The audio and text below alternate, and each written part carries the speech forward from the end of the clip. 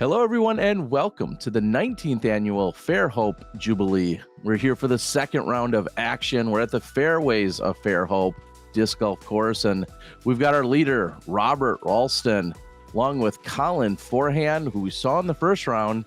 Also, Colglazier doing some work out there today, Tim Wiggins, and then rounding out the card in this fivesome, Logan Weiss. And I'm joined by none other than Dustin Mouret. And Dustin, we watched the first round action, and well, they're going to play a second round of 19 in one day at the C tier. You ready for a little early season action? Indeed I am, as the wind has picked up and it is still rolling through. So that is what these players are dealing with as we get into hold one, which is one of the most straightforward holes on the course. Mostly going to see forehands out wide left, pretty short, and looks like everyone's doing well so far. That's Colin Forehand. He came in with an 11 under. Pretty tight here with Robert at 12, Colin at 11. Colglazier really just had one bad hole during the opening round, and that's what has him at 9 under. Yeah, it was one of the temp holes on the back, I believe, that kind of picked him up. As we give a shout out to Tim Wiggins, a local from Mobile, Alabama. Really cool dude. Cool to see him on coverage. I'm not sure if he's ever been on coverage before, but he's always been a really strong MA1 player, has won a lot of advanced events, and starting to break into MPO and do pretty well there as well in the local area. So cool to see him here. We have rounding out the card, Logan Weiss. That's a forehand left side, certainly on the dance floor, ready to go for a birdie on one. Here's Tim from long range. Yeah, that was a tough one with the tree right there in front of him. Had to kind of just hyzer around it, and with the wind added to that, definitely made it tough. Robert looks to be just inside the circle. Oh, no way. Oh, my. Also, I do want to give a shout out to Robert really quick. He is a local to Fairhope. Doesn't play too much. I think the only playing he actually does these days, due to just being busy with family life, is he plays these Sunday doubles tosses at Fairhope. But he's been playing for about 8 years or so. Only plays a handful of tournaments each year. So to the outside perspective, he kind of came out of nowhere and shot such a hot first round, but really good on this course and really cool dude in the local community. Sounds like a little disc golf karma, and I love it. Having a good round out there to open the tournament. Colglazier, who had missed hole one during the first round, picks it up here, and Colin's got the tap-in birdie as well. Yeah, looks like everyone's cleaning up here. Also, shout out to Rachel Rolston. That's Robert's wife, who's also a member of the local community and plays a lot of disc golf as well. So kind of cool to see a disc golf family from Fairhope have one of their members represent here in the lead card. And lead card, I want to talk real quick. Thanks to our friends over at Flexline Pro. I collaborated with them so we could get both FPO and MPO footage. So they're actually on this card capturing this footage, and we shared it between the two channels. So make sure you subscribe and check them out, as Colin is off to the left side, hitting early and kicking left. Yeah, pretty short hole, but definitely requires you to hit this initial gap about 150 feet off the tee. Usually you want to see just a gentle turn right, so a lot of people electing to go for that backhand turnover. Cam with this trusty PA4. That is one of the Prodigy discs he still holds on to, as we know that he has left Prodigy. No public announcement yet on where he's headed, but if you keep your eyes peeled, you'll get some hints. Yeah, and we'll tell you now, he's throwing a somewhat of a mixed bag, and like you said, that may factor in as a hint, or maybe he's just undecided. Maybe that's it. He's working out new discs. Anything's possible. Hint, hint, pay attention to the putting putters. Tim's forehand.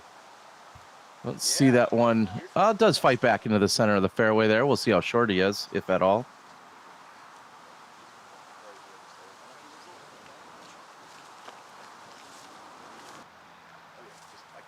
I think it's fair to say on a course like this, there's obviously a ton of birdie opportunities, relatively short course, a lot of all par threes.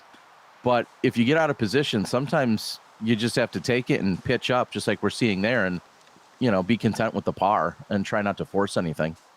Yeah, especially on some of these holes on the front nine, very tight corridors, not a lot of breathing room if you get off the fairway. So a lot of it is just trying to minimize the damage if you don't hit that initial gap. As we are seeing Tim Wiggins here with a birdie opportunity, hit a pretty good forehand drive off the tee, see if he can get going. And yeah, he puts it right in there. Well done by Tim.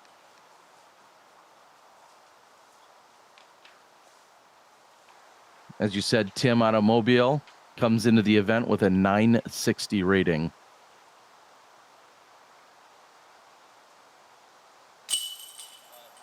Colin able to save the par there after an errant tee shot. So, you know, maintaining his presence on the card, tied up there with Robert for the lead. Again, had such a beautiful first round. Got to enjoy that coverage in the first. And Cam will also clean up a par here. Yeah, and interesting to note that Colin, of course, comes in as the second highest rated player, only to Cam. Colin's rated 1,002. Colglazier, on the other hand, rated 1,031. So to put all that into perspective for you guys out there, if you're, you know, into that whole PDGA rating stuff. Big shout out to Tina and crew over at the Whale Sacks operation. Make sure you check those out. Tim with the honors. Yeah, hole 5, 264. Downhill, lots of trees in front of you, so a lot of these players electing to take this wide left route. Usually forehands, but we see Colin Forehand going against his namesake and taking the turnover with the backhand, but really nothing to worry about if you play this outside route. You just want to try to make sure you get down the hill enough to have a putt. Really no OB or anything to speak of, but if you're too far away in this wind, running the putt's really difficult.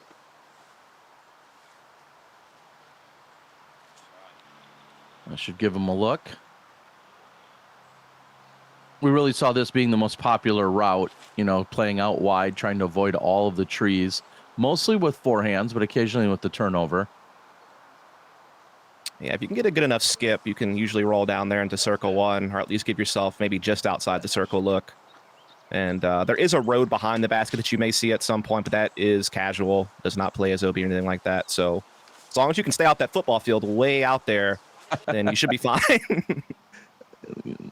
You literally have to reassess your goals and the goalpost if you're putting it out in that football field. You got a whole different set of problems. Yeah, you have an arm that I'd like to inspect if you're getting something out there.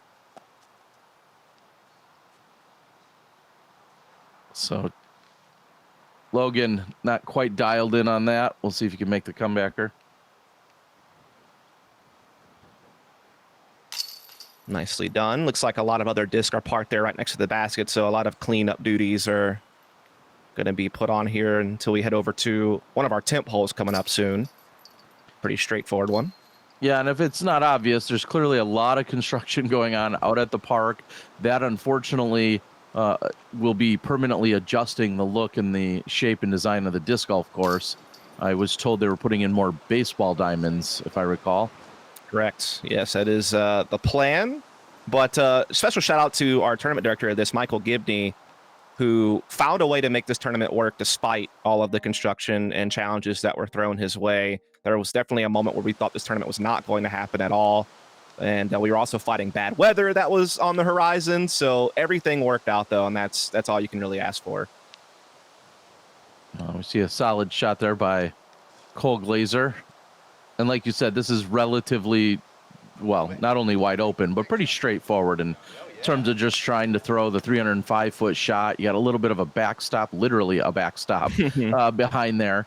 And there is OB deep of the basket, so you can't juice Correct. it too much. Yeah, that road is going to be OB. So definitely want to just make sure that you don't go too deep. But definitely right there out in front of you. I will say that those fences can pose some putting challenges, depending on how close you land to them. So hopefully we won't see any of that.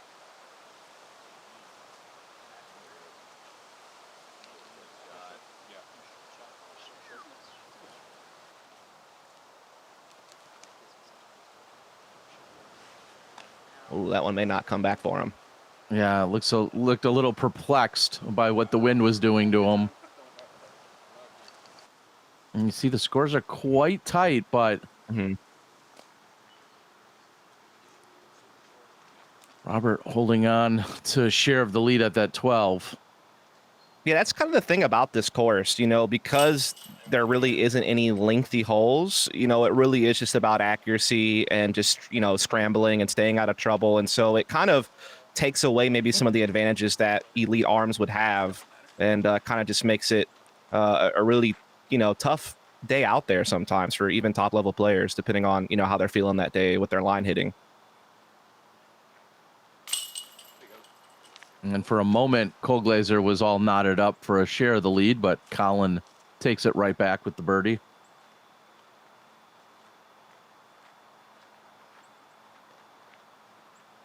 Yeah, Cam is definitely... Oh, no, Robert. That's a tough one. Hopefully he'll be able to shake that one off and just kind of focus up on the next hole. But we're just going to say Cam is, definitely a guy that, outside of Matt Oram, is one of those other ones that really represent kind of the area on a bigger scale when it comes to the Pro Tour.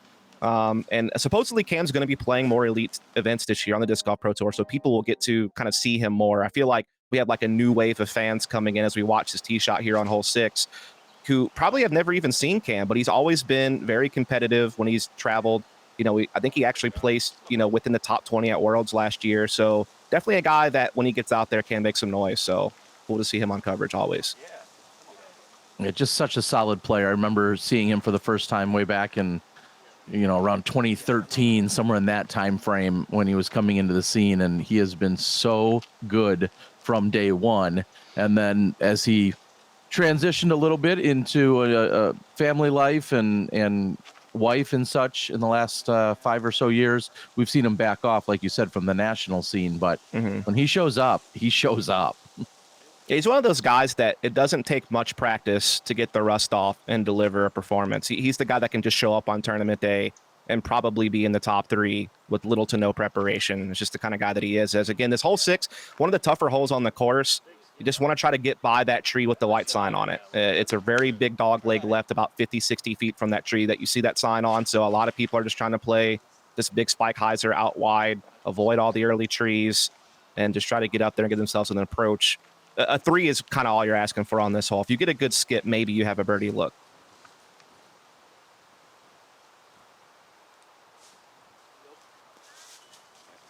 Believe we just saw one birdie by Cam during the first round out of our coverage, that is. I think it was just the solo birdie there. So certainly a little bit of a bonus one to get out here. And would you go as far as saying this might be the toughest birdie get on the course? Ooh. There's a couple of other tricky, like, tight holes, but as far as just if you combine distance and technicality, I definitely say it's up there just due to the distance you have to try to carry to get yourself into circle 1.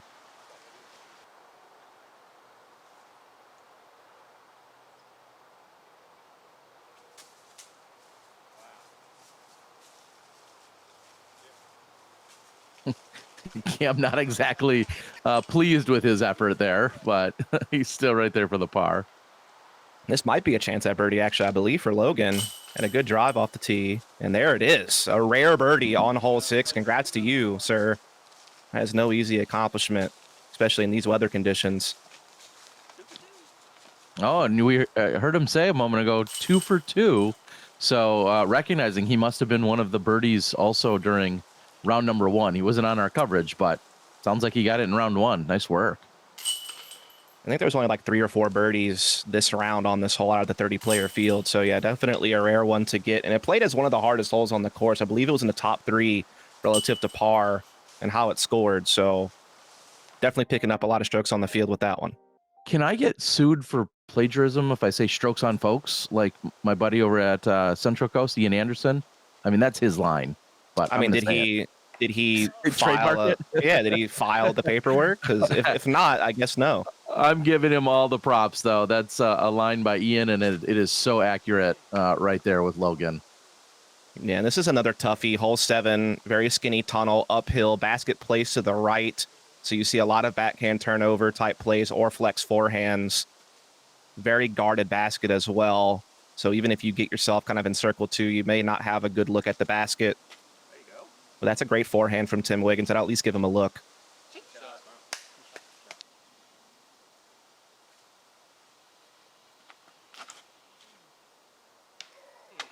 Ooh. Such a popular spot to hit is that left side. You know, we saw a lot of that in round 1, and spoiler alert, you're going to see a little bit of that in the FPO coverage as well. It's just a really, really common spot. Yeah, and if you're gonna miss, you want to be left, and that's why the backhand's a little bit more forgiving, because if you fade out left, it's a lot more open, whereas if you go to the right, you're in a lot of trouble. And that was a great shot there from Robert. That is probably going to put him in some prime position. The opposite of prime position would be Cam right here. He's got to scramble a forehand just to try to get back on the dance floor to steal one of your lines right here in front of your face. I'm good with that. The legendary Johnny Rumble here in Milwaukee used to say that decades ago, and I've been using it ever since. Here we are, Colglazier, that right side, a little work to do. I'm sorry, forehand. Yes. With a little work to do. Did well, it looked like. I think he should be right there. As now we see probably one of the most brutal lies on footage so far. Just really not a whole lot there to have. And, I mean, yeah, you'll take that.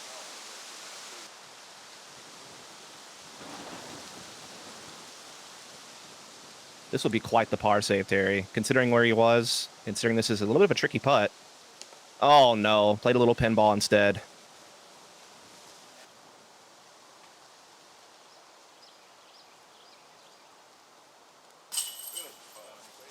And that is a good par save for the for Colglazier there. He'll remain at 12 under.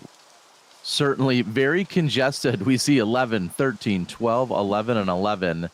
And knowing there is quite a few holes left, but these guys all wanted it, looks like. Yeah, and Tim, who had a great shot off the tee, not able to capitalize on the putting green. He's definitely going to be kind of kicking himself for that one. I'm sure Robert will be joining him in that vein after kind of going a bit wide on that putt. Hopefully he can try to salvage the par here, as again, he also had a fantastic tee shot that we saw. And he will at least connect for par, so limits the damage. Hopefully Tim can do the same.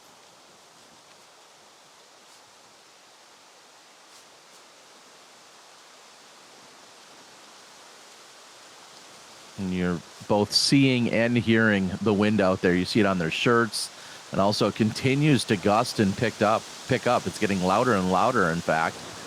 And Colin just waiting for a little bit of a break in the wind. He then jams it in.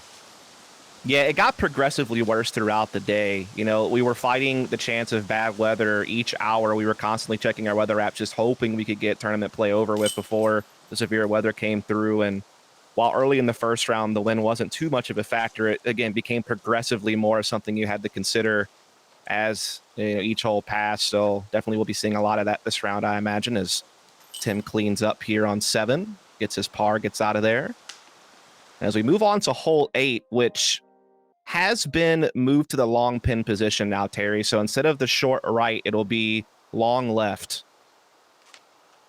Yeah, and like we've seen a number of other holes out here, a corridor is kind of the defining factor that you must hit. Very narrow one at that. Yeah, this is a really tough hole when it's in that long left position. I mean, you really just hope to play something as dead straight as you can, get down the hill, and just give yourself an approach. If you give yourself like a long jump putt look, that's great. Maybe something that you pure the gap with, some gentle fade left, you might have a look. But again, there's a lot of guardian trees guarding even once you get down the corridor.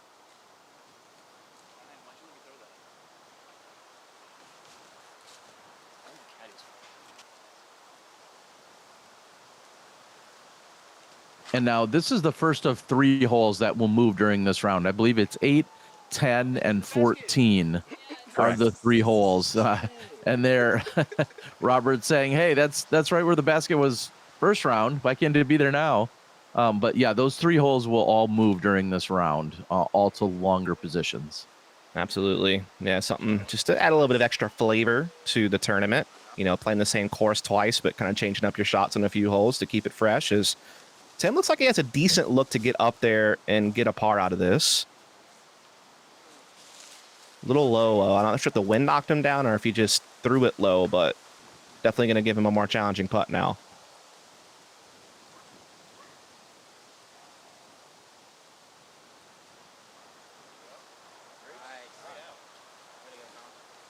Highly skilled approach shot there by Colin, pitching himself out next to the pin. Saving that par. Holy, I don't know who this is, but They were in a tough spot. I think that was Cam, if I'm not mistaken, but gets out of there the best that he can. That was a cool little putt through a gap. Yeah, trying to pick his line, and looks like he executed and just a bit off. And as you said, now we've got Cam. This is for his par. What a beauty. Yes. Getting used to those new putters, Terry. Yeah, doing some work, on this very hole. I think it was in round 1. We saw him go deep and then have a little bit of a fluttery putt coming back to make the birdie. And unfortunately, not the same result there for Tim. Oh, that was close. Scooping in and out on him. Yeah, these baskets can be touchy. You kind of have to putt gentle into them. They bounce out pretty easy if you have a powerful putt. But with the wind, you kind of wanted to putt a little bit more power just to try to fight through some of that. And it definitely can make it a little bit tricky to stay inside the basket.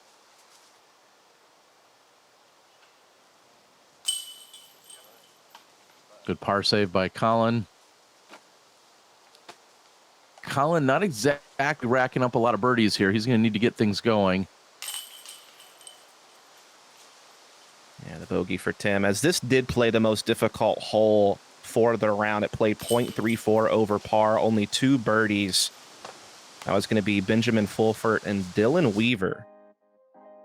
So shout out to those guys. Yeah, and Flight Factory, thank you for the support. All the transitional screens you've seen of some kind of support for the broadcast, along with the amazing tournament sponsors. So all around, thank you guys so much. And Dustin, thanks for joining. I know you're kind of busting into the disc golf commentary realm, and glad to have you. Appreciate it.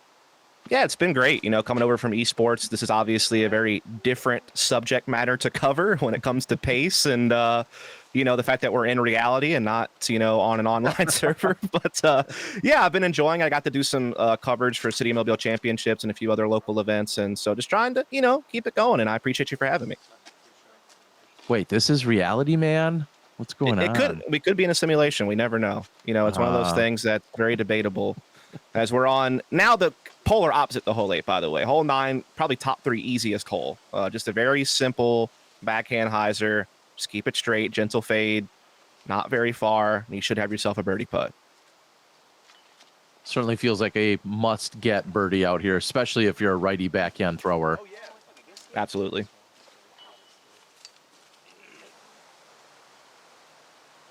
See a couple discs short, including Logan here. Yeah. I've been over there, and there is a little bit of a look, but it's a very long putt, and he's able to nestle up at least a circle 1, and Colin Forehand a few steps forward, looking at a very similar situation.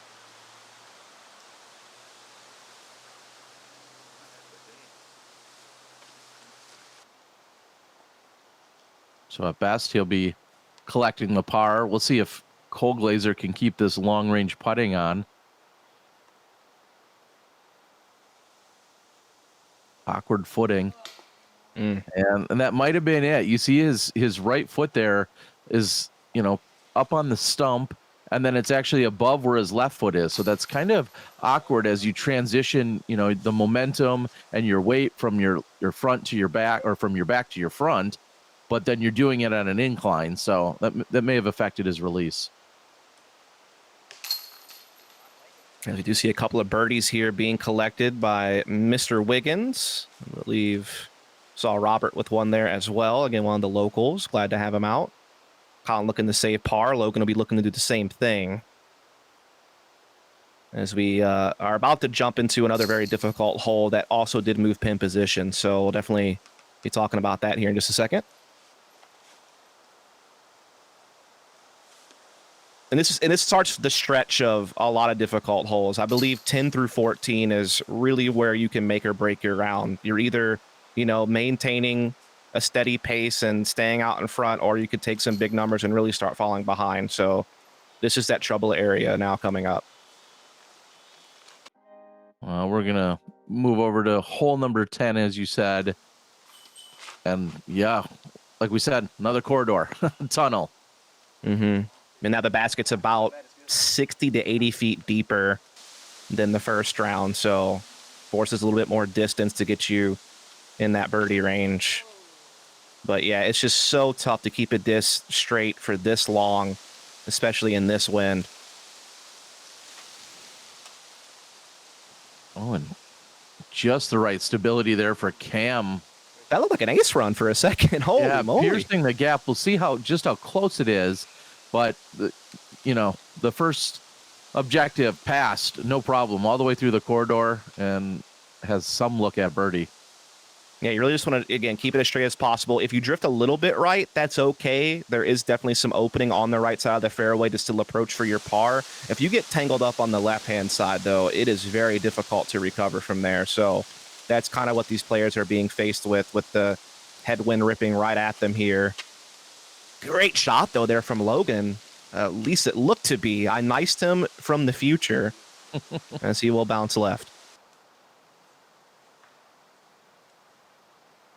And just trying to get out. Sometimes our players get buried in the trees, and eventually you're going to see that pop out kind of into the fairway. Yeah, this is where Cameron Colglazier gets to kind of just chill. Yeah, and let everyone else. I mean, there is certainly this calmness that probably comes about you. Everyone else is struggling, trying to push down a fairway, and you're just hanging out thinking, man, how long is my birdie putt? Honestly, there's definitely a lower heart rate, blood pressure, all that stuff. Just kind of chilling. Especially if you're Cam, who comes in as the very clear favorite to win. So whether or not that adds pressure, is just kind of up to the player and their mentality. But we know that Cam almost missed out on lead card. He had a couple of struggles towards the end of the first round, fell behind, but now he's essentially on this hole probably about to either take the outright lead or at least be tied for it, as he is going to get his birdie there. That's going to drop him to 13 under. Colin Forehand, not sure if he's going to be able to par or bogey here. So, yeah, this might be a lead exchange coming up.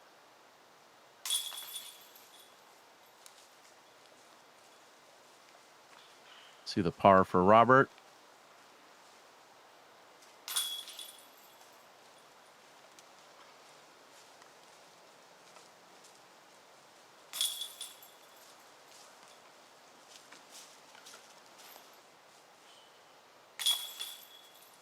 And Wiggins in for the bogey. Again, still things are still very tight here on the card. And we got one last hole here in our front half coverage. And this is a little hyzer backhand. Well, that's one of the options. Actually, we see quite a few creative options here, don't we? Yeah, hit the first tree to the left, hit the first tree to the right, third tree to the right. What these guys are doing. Oh, okay. Sorry. Not you, Dustin. Yeah. Third tree to the right's my particular favorite. But yeah, I've seen some flex forehands actually used on this hole for right-handed players. But yeah, the backhand up the middle is kind of the classic. It's kind of a similar to the previous hole, just not uphill and shorter distance, but still a very tight lane to get through. Definitely can play because of that as one of the more difficult holes on the course. Ooh, got around skip. And I think it's the stretch in itself, Terry. It's the combo. You just had to play a tough hole 10. You don't really get any relief heading over to 11. And, you got some other tough holes coming up soon. Well, we see from off in the distance, left side again. That's where we've kind of seen that miss point for Logan the last few holes. I feel like we've seen him on the left. Tim, a little bit of a hyzer angle, quite a bit of hyzer angle, I should say, on the putt. It's going to be left.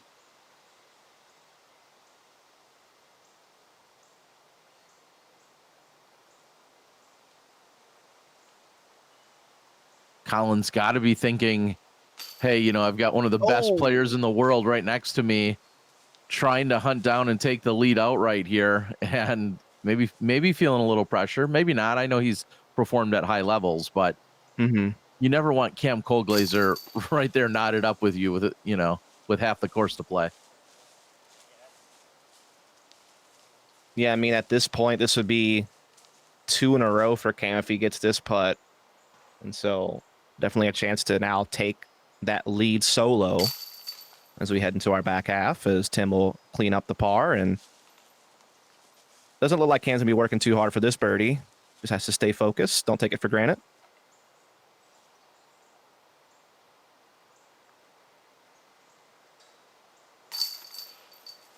I'd love for you guys to put it in the comments.